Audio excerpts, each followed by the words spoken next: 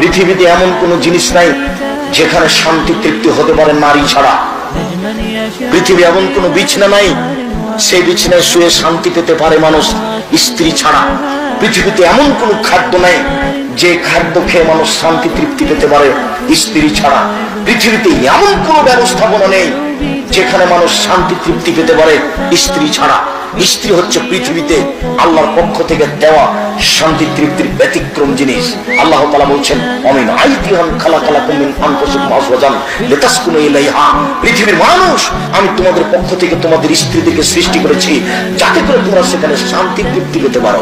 ও হলো শান্তির বস্তু, ও হচ্ছে তৃপ্তির বস্তু, ও হচ্ছে আনন্দের বস্তু, সর্ব ধরনের কল্যাণের সুবিধার বস্তু। ও তাহলে তুমি গালি দাও কোন লজ্জায়?